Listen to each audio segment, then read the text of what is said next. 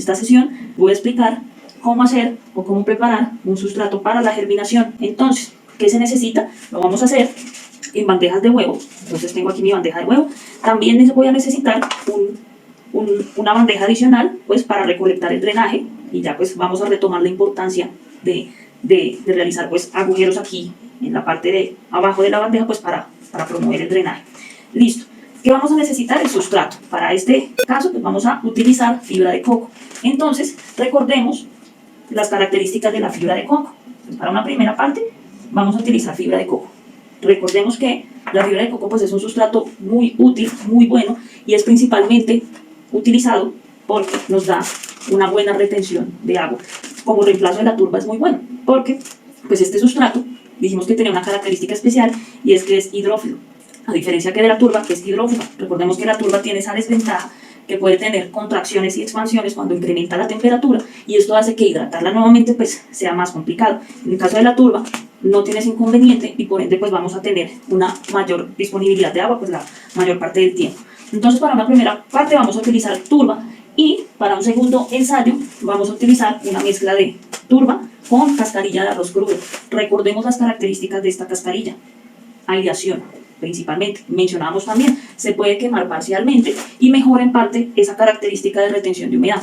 Para este caso vamos a utilizar pues cascarilla cruda y la vamos a mezclar con fibra de coco. Bien, la idea es hacer varios ensayos de crecimiento con el fin de evaluar pues cuál es el sustrato que mejor se adecua pues a mi necesidad, y cuál pues resulta de una mejor manera pues ya dependiendo de lo que yo esté realizando. ¿Listo? Entonces, continuando con los materiales, vamos a necesitar bandejas de huevo, una bandeja adicional para recolectar el drenaje, vamos a necesitar el sustrato, claro está, requeriremos igualmente una pala para realizar aquí la aplicación, también un recipiente para hacer la mezcla, y de hecho pues para poner el sustrato ahí que quede mucho más fácil su aplicación. Bien, también vamos a necesitar, claro está, pues las semillas, y para este caso vamos a utilizar 3 especies. Entonces vamos a utilizar aquí cebolla larga, zanahoria y cilantro. Bien, entonces ya vamos a enfatizar, hablando un poquito de la semilla, la importancia que debe tener su tamaño y cómo lo vamos a sembrar, a qué profundidad. Bien, por eso escogí estas 3, porque las 3 tienen diferentes tamaños, que para la explicación pues será muy útil. También vamos a necesitar, 3 palitos de paleta. En este caso, utilizo palitos de paleta para finalmente pues marcar aquí las especies que yo vaya a sembrar. Esto pues igual depende del número de semilleros que ustedes quieran realizar. Y también pues un punzón para realizar los agujeros pues en la bandeja de huevos. Adicional, pues agua, para finalmente cuando ya tengamos la mezcla, pues lo vamos a hidratar. ¿Listo? Entonces, pues vamos a comenzar. Lo primero que debemos hacer es preparar nuestra bandeja de huevos. ¿Qué es lo que vamos a hacer para prepararla? Pues abrirle los agujeros del drenaje. Como ustedes ven, aquí pues ya tiene algunos agujeros abiertos, entonces con ayuda del punzón, incluso con una tijera o con cualquier material, voy a continuar aquí pues abriendo estos agujeros. Recordemos la importancia del drenaje, y este es uno de los errores que se comete pues muy usualmente cuando se están realizando semilleros. Siempre yo debo tener un drenaje, por más pequeña que sea pues el alveolo. En este caso, si ustedes revisan por ejemplo una bandeja alveolar, también tiene pues su agujero de drenaje. ¿Qué es lo que pasa? Si yo no le abro pues este drenaje, lo que estoy ocasionando pues es un encharcamiento. Entonces no drena el agua, y aquí se va a generar pues, va a empozarse, y eso que genera pues va a generar a futuro condiciones anóxicas, se va a encharcar, y eso puede pues pudrir el medio finalmente. Entonces ahí radica la importancia del drenaje. Igual cuando ya tenemos una planta establecida también tenemos que tener este sistema de drenaje, porque pues con toda la fertilización que se le aplique, el agua y demás, voy a generar pues un medio salino aquí. Y recuerden lo que pasa cuando tenemos exceso de salinidad: por diferencia en el potencial osmótico, las plantas no van a poder pues tomar agua, y esto va a generar a futuro pues un estrés hídrico. ¿Listo? Bueno, en este caso aquí yo ya terminé de abrir los agujeros. Entonces verifiquen pues que todos los alvéolos quedan con agujero. Esto es súper importante. Ahora lo que vamos a hacer es preparar el sustrato. Entonces para eso pues nos vamos a apoyar de un recipiente y vamos a colocar pues el sustrato en él, para que sea pues mucho más fácil aplicarlo finalmente pues a la bandeja de huevos. Aquí, si ustedes se dan cuenta, yo les voy a explicar en este momento la prueba del organoléptico para medir humedad en un sustrato. Tengo el sustrato y lo que hago es oprimirlo, hacer como una figurita. Bien, entonces, si lo puedo coger una cantidad más pequeña, entonces, así. Si yo le hago fuerza al oprimirlo y me escurre agua por la mano, significa que está saturado, que tiene exceso de agua. En este punto, ya, yo lo estoy oprimiendo y no sale agua, es decir, no está saturado. ¿Qué pasa? Se forma una bolita. ¿Ven? Esto significa que el sustrato está a capacidad de contenedor o a capacidad de campo, como se conoce normalmente pues, hablando de suelos. Se forma la bolita, se forma el muñequito y esto es un indicador de humedad. Entonces es igual para suelos y lo podemos utilizar también para medir de una manera pues un poco subjetiva la cantidad de agua que puede tener el sustrato. Pues es un método muy válido. ¿Qué pasaría por el contrario si yo hago esto y el sustrato pues se desborona y no forma esta figurita? Significaría pues que está muy seco. Y si lo tenemos así ya con las plantas, significa que voy a estar en un punto de marchitez permanente. Entonces hasta allá no queremos que llegue ese nivel de humedad. En este caso, pues el sustrato está húmedo y aquí lo podemos confirmar. Lo ideal es coger una porción pequeña para hacer ese muestreo. Y aquí lo vemos. Bien, entonces igual cuando ya se realice aquí pues cuando pasemos el sustrato a las bandejas, pues ahí vamos a determinar, vamos a aplicar un poquito más de agua para humedecer el sustrato. ¿Listo? Entonces, ya teniendo aquí un poco de sustrato y teniendo la bandeja, yo me puedo pues, apoyar con una palita o con una cuchara o incluso manualmente también lo puedo aplicar. Entonces la idea es rellenar aquí ya cada alvéolo de la bandeja. ¿Listo? Entonces igual hay algunas personas que les funciona bien así con la pala y luego se hace una distribución homogénea para que todo el sustrato quede distribuido de una manera equitativa pues en los alvéolos. ¿Listo? Bueno, entonces aquí pues yo les voy a ir comentando un poquito acerca de las semillas. Y ahorita cuando terminemos aquí de rellenar cada alvéolo, vamos a mirar a qué profundidad yo tengo que sembrar la semilla, qué debo tener en cuenta. Porque recuerden pues, que la semilla no debe quedar expuesta, la semilla requiere un poco de profundidad, de hecho la semilla requiere oscuridad para que se lleve a cabo pues, todo ese proceso de germinación. ¿Bien? Listo. Entonces, aquí ya estamos terminando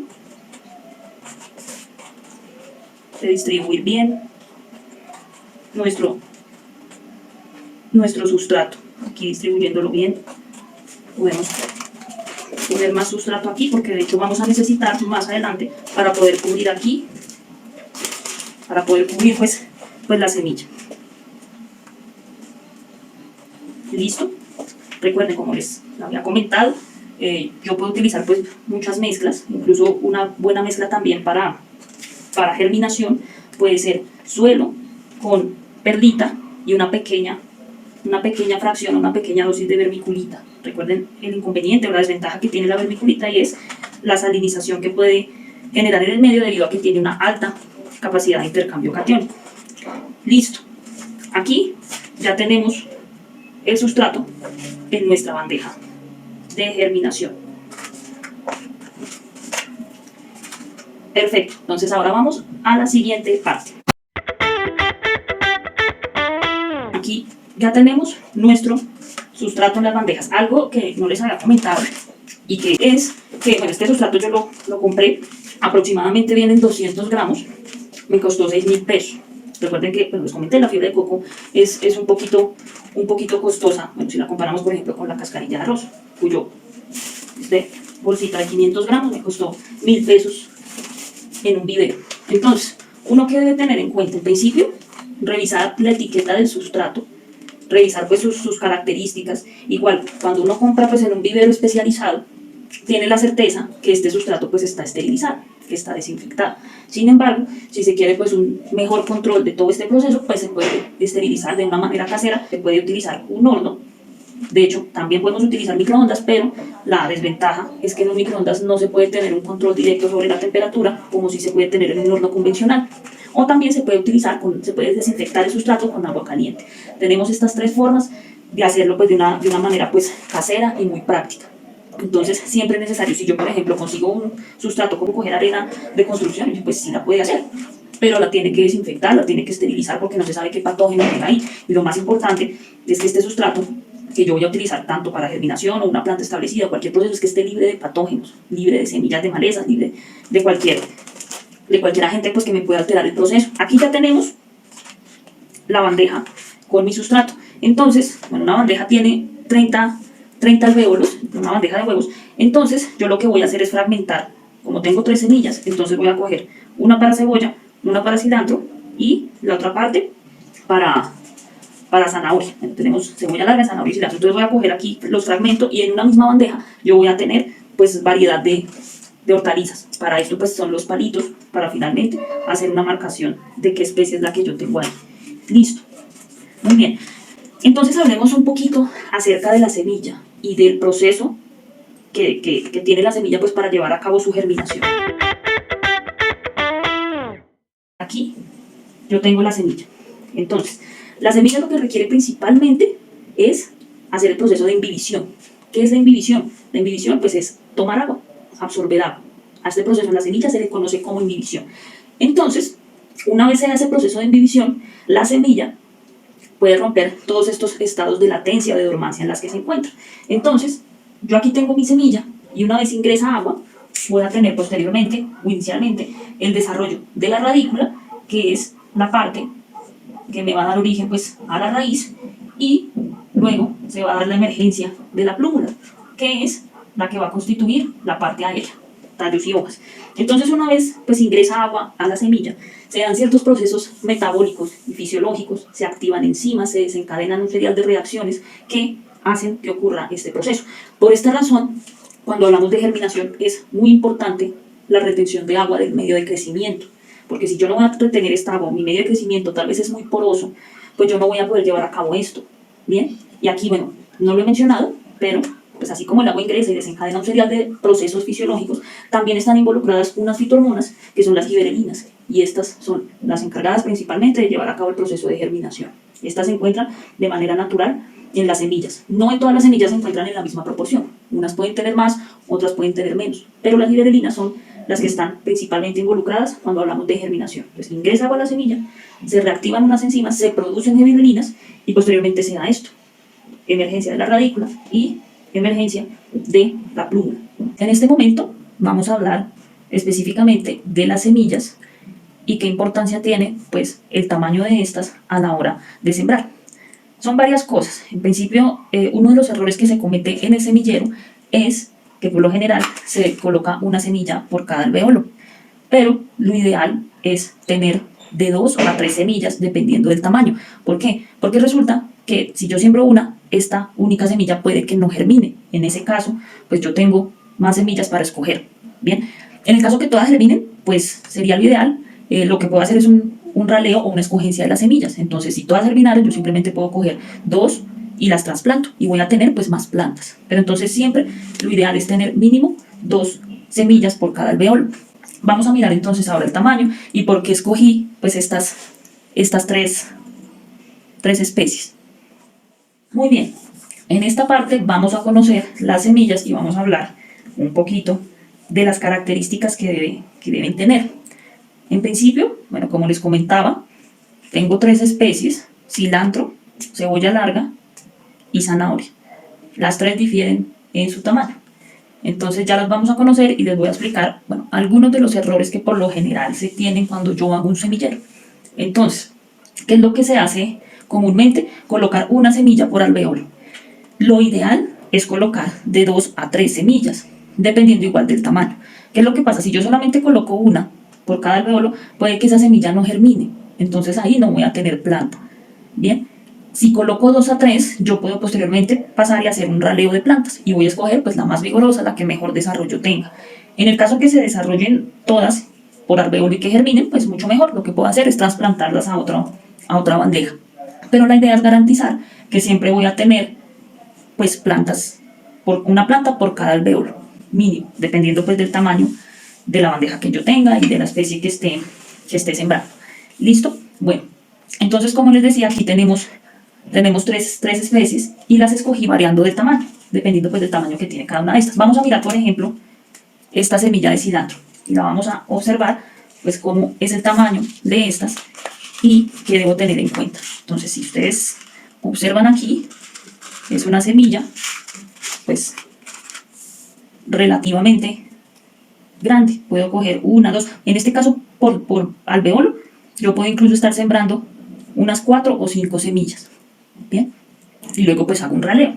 Entonces ya vamos a ver, por ejemplo, esta semilla de zanahoria que es mucho más pequeña. Entonces aquí sí vamos a ver la diferencia de tamaño. Entonces tenemos aquí la de cilantro. Vamos a mirar estas otras que tenemos aquí, la de la zanahoria. Entonces vamos a darnos cuenta que esta semilla es mucho más pequeña. Aquí las tenemos. Es una semilla mucho más pequeña que la de cilantro. Bien, aquí podemos apreciarla mucho mejor. Entonces tenemos aquí la de cilantro, la de zanahoria y vamos a ver la de la cebolla larga.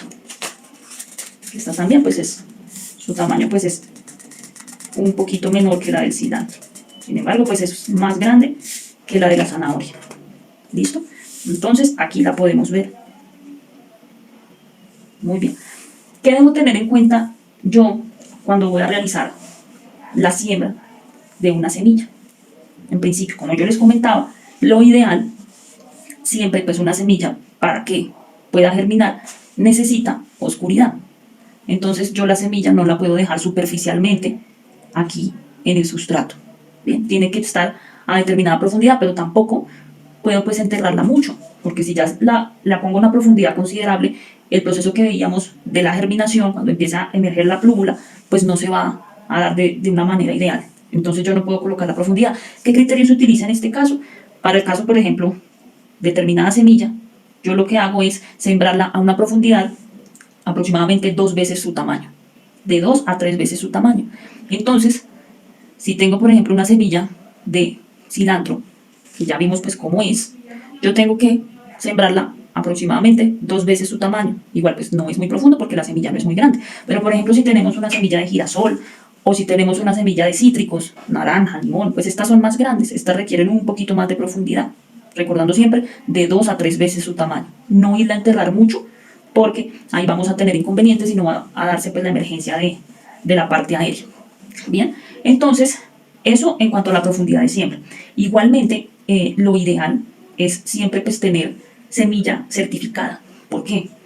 Porque bueno, yo puedo hacer ensayos y puedo de hecho también obtener la semilla de una manera pues limpia de los productos que uno consume y puede hacer ensayos para mirar qué porcentaje de germinación tiene. Sin embargo, pues no todas las semillas germinan y esto es pues porque no es semilla certificada. Tiene pues ciertos procesos de cierta latencia, cierta dormancia, incluso puede tener un desbalance en su parte hormonal que no le permite llevar a cabo pues su germinación. Entonces, si yo utilizo semilla certificada, por lo menos el proceso de germinación yo lo tengo asegurado en un 80%. Esto pues es igual dependiendo del objetivo con el cual yo esté haciendo el semillero. Si yo, por ejemplo, lo tengo para el caso de una huerta, en ese sentido, bueno, yo puedo mirar cómo, por ejemplo, si es zanahoria o si es cilantro o si es, por ejemplo, algún cítrico, pues cómo puedo extraer la semilla y le hago ciertos tratamientos pregerminativos para romper esa latencia o esa dormancia que se tenga.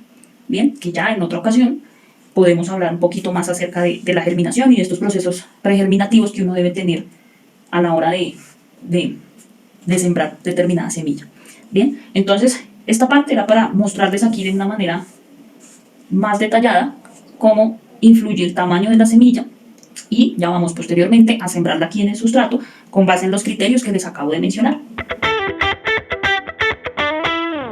Muy bien, continuando, después de haber conocido en parte ciertos criterios acerca de las semillas y que se debe tener en cuenta, vamos a proceder pues a la siembra. Como les había comentado, lo que vamos a hacer, o lo que voy a hacer en este caso es coger aquí estas 2 filas para una especie. Entonces voy a coger estas 2 filas para cilantro, estas 2 filas para zanahoria y estas 2 últimas para cebolla larga. Bueno, entonces recordemos, aquí tengo la semilla de cilantro. Vimos pues que es la semilla que tiene mayor tamaño de las 3 especies que tenemos. En ese caso yo puedo colocar aproximadamente entre 3 a 4 semillas por cada alvéolo. También, bueno, un error es que se comete mucho y no lo había comentado, es que así como se colocan pocas semillas por alvéolo, también se pueden colocar muchas. Entonces tampoco caer en ese error. Lo que les comentaba, en promedio, unas 2 o máximo unas 3 o 4, dependiendo del tamaño de la semilla. Ya vamos a mirar para las otras que son más pequeñas, que esas sí podemos colocar un mayor número debido pues al tamaño que tienen. Igual la idea es que una vez inicie la germinación, yo voy a hacer un raleo o una selección de las que estén más fuertes, las que tengan un mejor proceso de germinación. Bien, entonces vamos a iniciar con las de semillas de cilantro. En este caso, previo a la siembra, ¿qué debo tener en cuenta? Se puede hacer, que yo tengo que hacer pues un agujero en los alvéolos para que no vaya a quedar de una manera muy superficial. Entonces yo puedo, si veo aquí que falta un poquito de sustrato, lo que hago es rellenarlo como para que no vaya a quedar muy en la parte de abajo. Entonces me puedo ayudar con un esfero o incluso pues también a veces con el dedo se puede hacer. Entonces lo que hago es un pequeño agujero y ahí es donde van a estar las semillas. Bien, recordemos que las semillas requieren estar a determinada profundidad y que requieren pues oscuridad para que se dé su germinación. Si me quedan superficiales, de seguro mi proceso no va a ser el mejor, no van a germinar. Bien, entonces igual aquí yo tengo las semillas de cilantro. Entonces voy a coger algunas de las que tengo aquí y las voy sembrando. Como les comenté, lo ideal para este caso, yo puedo colocar unas 3 o 4 semillas por cada alvéolo. Entonces, para este caso, voy a colocar de a 3 semillas. Bien, entonces aquí recuerden siempre la importancia de mantener pues estos procesos con la mayor asepsia posible, tener pues un lugar limpio. Entonces para el caso de cilantro ya sembré mis dos filas. Bien, entonces tengo aquí mi sustrato y yo lo puedo hacer directamente con la mano como uno se sienta más cómodo, y lo que hago es tapar el sustrato y no dejar las semillas pues superficiales. Este es, como les comentaba, uno de los errores frecuentes que se cometen. Entonces ya hemos mencionado algunos de esos errores para que ustedes cuando lo vayan a realizar en su casa pues lo tengan ahí presente.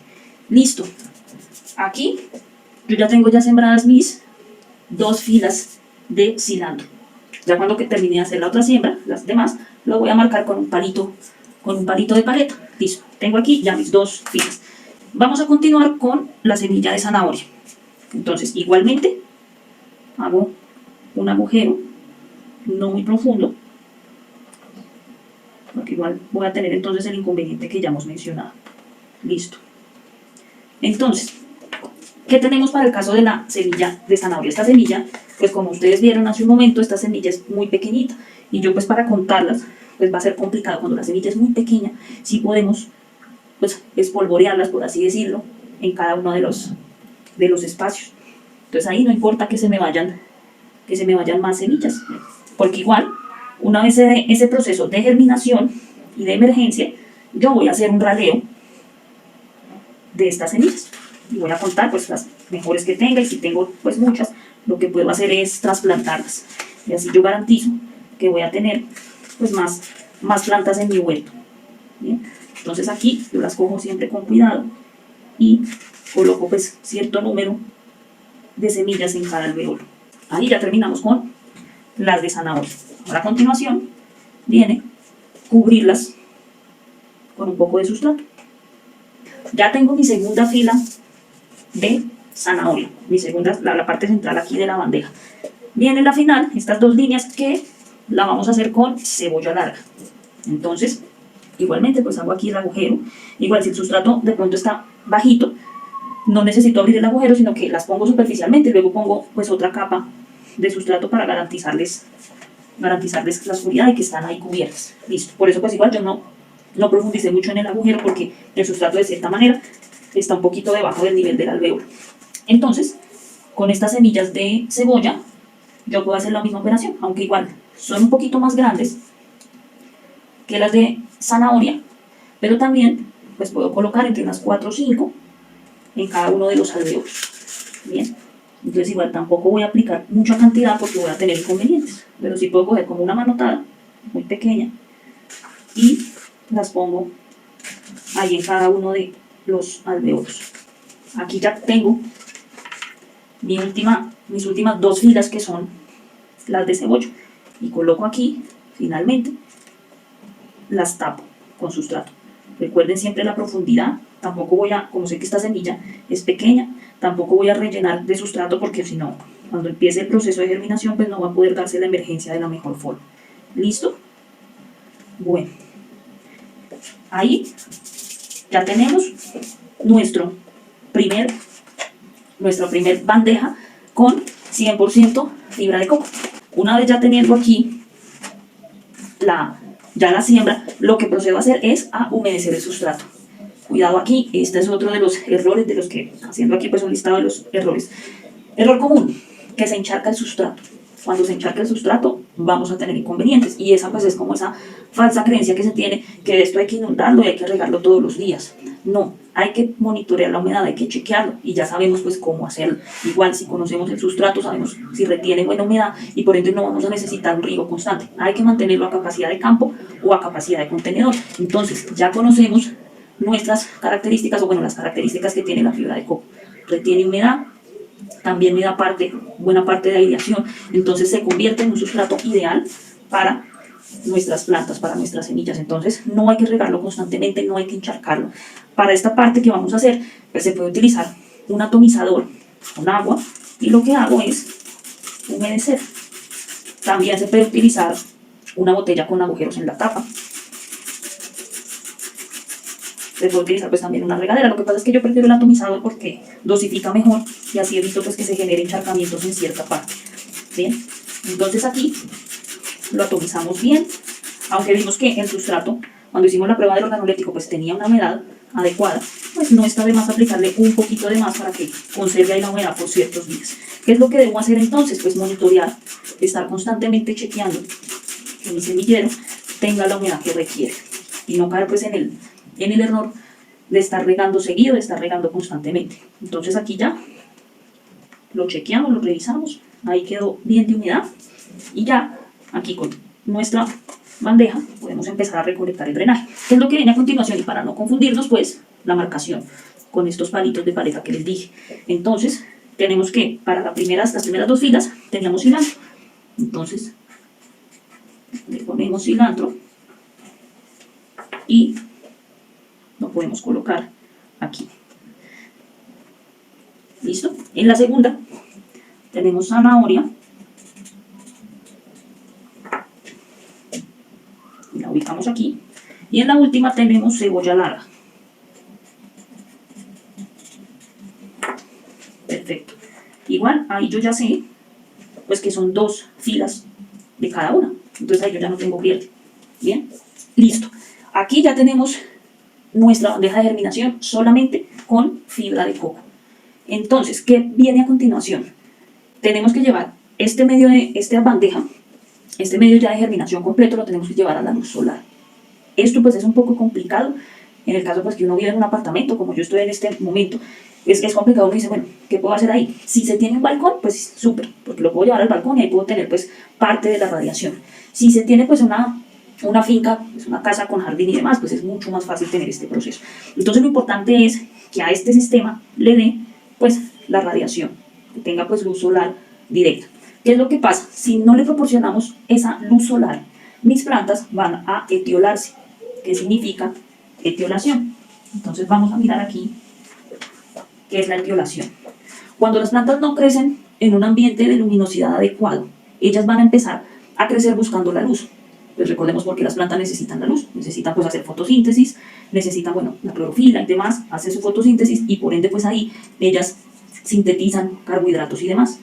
Bien, entonces si las plantas crecen en ausencia de luz, tenemos aquí el sustrato, ¿qué es lo que va a pasar? Van a empezar a crecer de esta manera, y es lo que se conoce como tallos etiolados. Simplemente los tallos se alargan o se elongan de manera tal que, pues claro, estos tallos crecen débiles, crecen muy rápido buscando la luz, entonces pueden generar cierta longitud, pero van a ser tallos pues débiles, frágiles, y de por sí van a tener un color verde pálido por la ausencia de clorofila, por no desarrollar o no realizar ese proceso de fotosíntesis. Entonces, si yo mantengo esto en un lugar pues oscuro, ¿qué va a pasar? Cuando inicie la germinación, voy a tener este problema de tallos etiolados. Entonces, por esto es necesario que reciba pues cierta cantidad de radiación, ponerlo pues a la luz solar directa. Bien, ¿qué más requiere este medio de crecimiento? Altas temperaturas, que me lo proporciona igual una radiación alta, y pues humedad. Para que se dé ese proceso de germinación, yo necesito temperatura, humedad y por ende, pues también voy a necesitar oxígeno para que se dé todo ese proceso de intercambio gaseoso. Por eso es tan importante conocer el sustrato y saber que yo en este medio de crecimiento le estoy proporcionando todas esas condiciones que requiere la planta, en este caso que requiere la semilla. ¿Qué ocurre, por ejemplo, como una alternativa a quienes estamos en un apartamento? Si se tiene balcón, perfecto, se puede sacar al balcón, o también tenemos esta otra alternativa y es generar una especie de mini invernadero. Esto lo realizo en este momento con esta tarro pequeño, pero se puede, por ejemplo, los botes de agua que son más grandes me pueden facilitar esto también, incluso con una botella plástica también. El objetivo de utilizar esto es simular las condiciones de un invernadero. Entonces, lo que yo puedo hacer es, una vez tenga ya mi medio establecido, para este caso, voy a utilizar parte de una bandeja de huevos para hacer el ejemplo. Lo que hago es colocarlo de esta manera, lo cierro y lo coloco pues en ese punto del apartamento donde tengo pues mayor radiación. ¿Qué es lo que va a ocasionar este plástico? Pues me va a simular un invernadero, voy a tener un incremento de la temperatura y por ende pues debo regarlo para que incremente también pues la humedad. Y así, con esto, estoy garantizando que va a haber temperatura, igual que va a haber pues radiación, ¿no? Porque igual lo tengo que poner en un lugar, en alguna ventana donde yo tenga pues esta incidencia solar. Bien, esto pues es muy útil, también lo puedo realizar con una botella plástica, con los botes por ejemplo, de agua, que son un poquito más grandes y yo puedo fragmentar esta bandeja un poquito con más alvéolos y lo puedo colocar ahí. También, si yo hago, por ejemplo, esta germinación en materas pequeñitas, como por ejemplo, yo puedo utilizar una de estas macetas. Bien, también puedo realizar directamente ahí la germinación. Entonces, en este caso, igual yo puedo tener una botella, la corto por la mitad y lo que hago es cubrirla de esta manera, de esta forma. Entonces, aquí también estoy generando ese ambiente de mini invernadero para que tenga igual temperatura, humedad, que tenga pues la incidencia de la radiación y yo no vaya a tener este inconveniente de los tallos etiolados. Bien, entonces lo importante es que todo esto lo podemos hacer principalmente con materiales reciclados y eso es lo que debemos promover. Estamos utilizando bandeja de huevos. Para este caso, pues, por ejemplo, botellas plásticas se generan constantemente en sus casas y las podemos reutilizar de esta manera. Entonces, es una forma, igual, si se está al aire libre, si se tiene un jardín, igual se puede generar esta condición. No es solamente para quienes estamos en apartamento, no. Se puede generar este mini invernadero que lo que está garantizando es un incremento de la temperatura. Entonces, bajo este concepto, podemos utilizar varios materiales que a mí me permitan tener una germinación ideal de mis plantas. Entonces, ahora pues lo que queda es llevar esta bandeja a la luz solar y vamos a continuación a realizar este mismo procedimiento, pero ya con una mezcla de sustratos que va a ser fibra de coco y cascarilla de arroz. Vamos a hacer este proceso. Vamos a realizar una mezcla para germinación igualmente de fibra de coco y cascarilla de arroz. ¿Listo? Entonces, para esta mezcla, yo puedo utilizar, para este ejemplo, vamos a utilizar una relación 2:1. 2:1. ¿Qué significa una relación 2:1? Que voy a utilizar 2 partes de fibra de coco y una parte de cascarilla de arroz. Bueno, cascarilla de arroz cruda, recordemos. Entonces, bueno, si yo, por ejemplo, no tengo una balanza para realizar este procedimiento, yo lo puedo hacer con uno de estos recipientes, una de estas materas, y lo importante es conservar las proporciones, conservar las mismas proporciones para saber que yo efectivamente estoy utilizando 2 partes de un sustrato y una parte de otro sustrato. Entonces, bueno, aquí igual ya tenemos nuestra bandeja de huevos y lo que vamos a hacer en este punto con nuestro recipiente pues es la mezcla. Entonces, yo como garantizo que voy a tener 2 partes de un sustrato y una parte del otro. Entonces vamos a iniciar con 2 partes. Como yo, por ejemplo, lo mido aquí. Yo puedo asumir que aquí yo voy a tener, estas van a ser mis 2 partes de fibra de coco y una parte de cascarilla de arroz pues sería la mitad. Una relación pues 2:1 es pues prácticamente el 50%. Sería 50% cascarilla y 50% de lo que yo ponga pues de fibra de coco. Igual yo puedo entonces asumir que esta maceta, aunque esta matera, esto va a ser una parte de fibra, una parte de cada uno, entonces tendría que aplicar 2 partes de esta materia de fibra de coco y una parte de cascarilla de arroz, siempre pues con la misma medida y dependiendo de la cantidad que yo vaya a preparar. Entonces, para este ejemplo, yo voy a tomar que aquí voy a tener ya mis 2 partes de fibra de coco y una parte de cascarilla, pues sería simplemente rellenar a la mitad esta materia. Lo hago así pues porque igual es para rellenar las bandejas de huevos y de pronto pues uno puede preparar mucho. Igual si hace falta, pues lo que hacemos es preparar otra cantidad igual. ¿Listo? Entonces voy a asumir que aquí esta materita que tengo va a ser las 2 partes de fibra de coco. ¿Listo? Entonces, listo. Bien. Aquí ya tenemos nuestras 2 partes de fibra de coco. Está pues relleno, está ras, sin embargo pues le puedo poner otro poco aquí para que quede como más completo. ¿Listo? Aquí tengo ya mis 2 partes de fibra de coco. Entonces las coloco aquí en mi recipiente. ¿Listo? Ahora voy a llenarlo con una parte de cascarilla. En este caso, pues yo llenaría solamente a la mitad, ¿no? Por la medida que utilicé. Entonces, aquí solamente voy a rellenar la materia a mitad. Aquí creo que cabe otro poquito más para que quede listo. Entonces, aquí lo podemos ver. Está pues a la mitad, no está en su totalidad. Ahí yo estoy conservando esta relación 2:1. Listo. Entonces, lo que hago a continuación es mezclarlo con mi sustrato. ¿Listo? ¿Qué viene a continuación? La mezcla. Debo incorporar muy bien este material. Entonces, lo ideal, aquí lo voy a mostrar, lo ideal es hacerlo pues, con la mano. En lo personal, bueno, no me gusta utilizar guantes porque con el guante uno no puede sentir esa humedad que debe tener el sustrato. Entonces, prefiero hacerlo directamente con la mano y así pues, de hecho, yo siento que se incorpora mucho mejor el sustrato. ¿Listo? Aquí ya vemos que está bien mezclado, bien incorporado la fibra de coco con la cascarilla de arroz. Algo pues para comentar aquí, yo le puedo colocar otro sustrato adicional, ¿no? Siempre hago énfasis pues que no necesariamente esto se debe considerar como si fuera pues una fórmula matemática. Un sustrato bueno también para germinación es por ejemplo el humus o el compostaje. Entonces yo podría decir, listo, tengo una relación 2:1 y también le puedo colocar otra parte de otro sustrato. Entonces, en ese caso, yo podría decir, por ejemplo, tengo una relación 2:1:1, que serían 2 partes de fibra de coco, una parte de cascarilla de arroz y una parte de humus de lombriz o de compostaje. Entonces, yo puedo jugar en caso de no tener una balanza y hacer un peso exacto, de decir, por ejemplo, voy a preparar 500 gramos, entonces el 20% de esos 500 van a ser, por ejemplo, cascarilla. Lo puedo hacer así también, porque estoy conservando las proporciones. Así también es una forma de expresar las proporciones de mezcla de los sustratos. Y lo hago en este momento así, pues porque no tengo una balanza para hacer los pesos, pero igual es muy válido siempre y cuando yo tenga un recipiente con el cual esté conservando esas proporciones. Si de pronto el sustrato que preparé es muy poquito, pues entonces vuelvo a preparar esa mezcla teniendo en cuenta mi recipiente. Como les digo, igual yo sé aproximadamente la cantidad que se me va para una bandeja, entonces por eso no tomé toda la parte de la maceta como si fuera una parte, sino que aquí yo dije, están mis 2 partes de fibra de coco y una parte de cascarilla, pues va a ser la mitad. Siempre es importante conservar estas propiedades. Bien, entonces, como les digo, yo ya tengo aquí mi sustrato, ya cascarilla, 2 partes de fibra de coco con una parte de cascarilla y también le puedo incorporar una parte, por ejemplo, de humus de lombriz.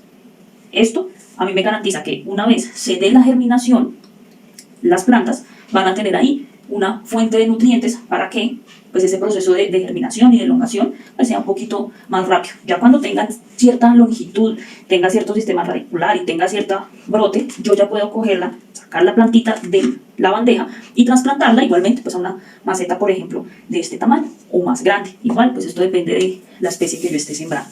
Bien, entonces, para este caso, vamos a utilizar esta mezcla, ¿bien? Igual pues tengo aquí humus de lombriz, también le podríamos hacer de una vez la incorporación. Como les digo, la idea es aquí experimentar, no quedarnos de pronto con una sola forma que me están diciendo, o que no, sí, a mí me hacen una recomendación, pero quiero experimentar con otro método. Quiero cambiar, por ejemplo, las proporciones y hacer ensayos de crecimiento. Mira, por ejemplo, cuál se da mucho mejor. Entonces, en mi caso, yo ya tengo una bandeja solamente con fibra de coco. En este caso, le incorporé cascarilla Y de hecho, pues aprovechando que tengo aquí humus de lombriz, le voy a aplicar también una parte para completar pues la explicación. Entonces, con este humus de lombriz, ¿qué debo tener en cuenta? Este humus de lombriz por lo general viene concentrado con una buena cantidad de nutrientes. Si yo lo utilizo en exceso, puede que esté generando problemas de salinidad o de exceso de nutrientes, que tampoco es bueno.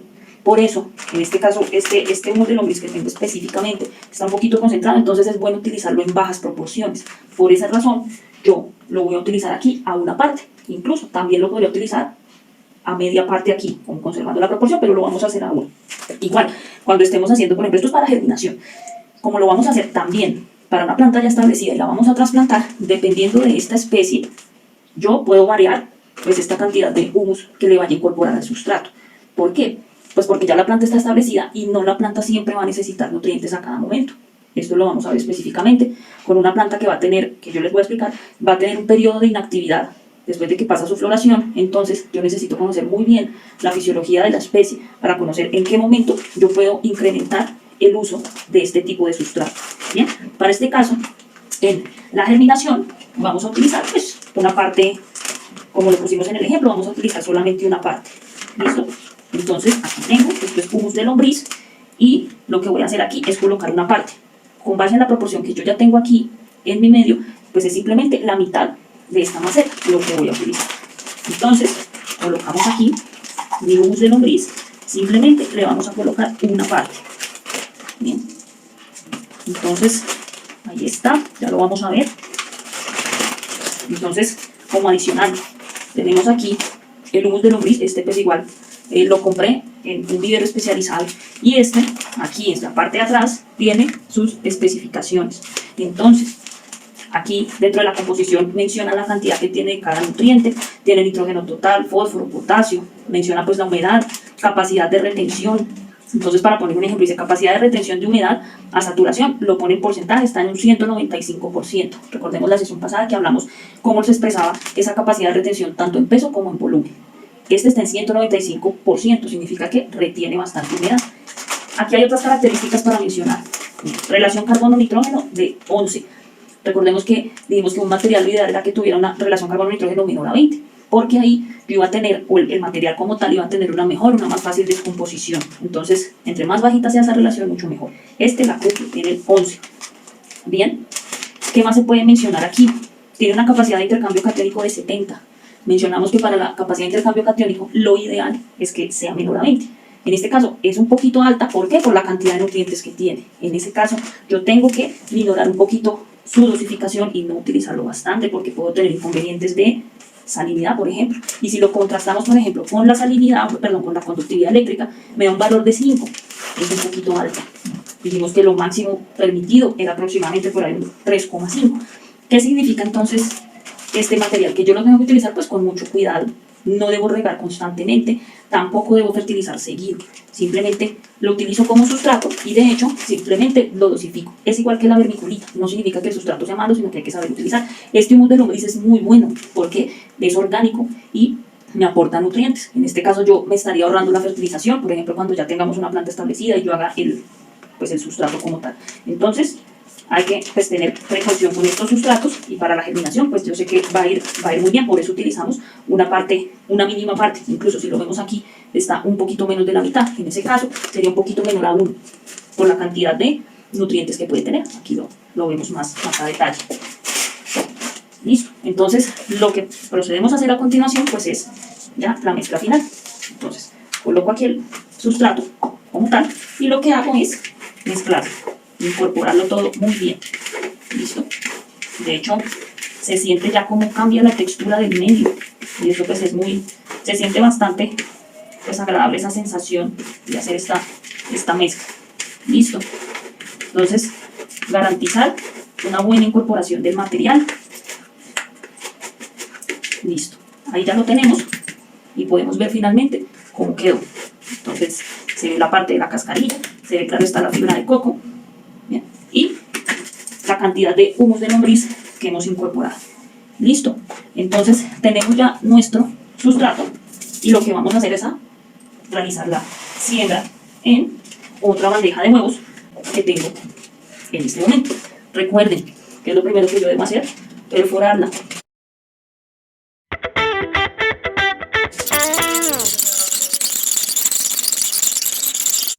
Tengo ya mi sustrato preparado con estas proporciones y al igual que la vez pasada o que ahorita antes, previamente, vamos a sembrar pues las 3 especies. Terminamos con cebolla larga y cogemos ya sustrato y lo que hacemos es tapar.